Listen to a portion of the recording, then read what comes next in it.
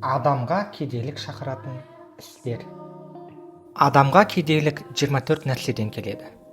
Бірінші, зәруліксіз түрегеп тұрып дәрет сындыру. Екінші, жініп болған күйде тамақ жеу. Үшінші, нан ұсақтарын қор етіп басып жүру.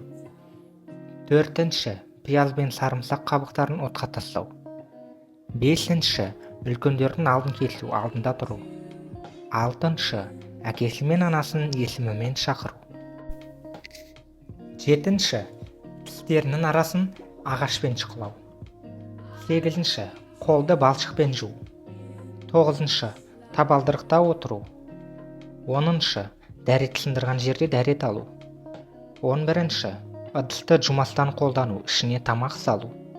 12-ші, киімді киіп тұрғанда үстінде тігу. 13-ші, аш қарынға пияз, яғни сарымсақ жеу.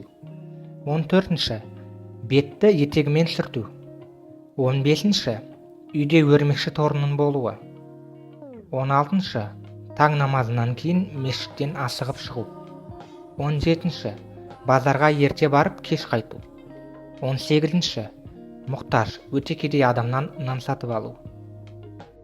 19-ші, әке-шешеге жаман дұға ету, дұға қылмау. 20-ші, жалаңаш күйде жату. 21-ші, ыдыс аяқтың бетін ашық күйде қалдыру. 22-ші, шырақты, шамды үрлеп өшіру. 23-ші, барлық істі бисмиллах айтпай істеу. 24-ші, шалбарды түрегеп тұрып кию.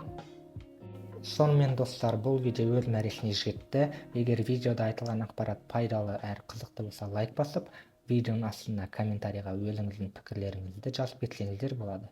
Сонымен қатар менің басқа да видеоларымды көріңіздер, лайк басыңыздар. Осы видеоны барлық WhatsApp чаттарға, Instagram парақшаларға таратыңыздар. Сол арқылы сіз менің YouTube арнамның дамуына бірден-бір себепкер боласыздар. Бека Төле YouTube арнасына тіркеліңіздер. Келесі кездескенше сау болыңыздар.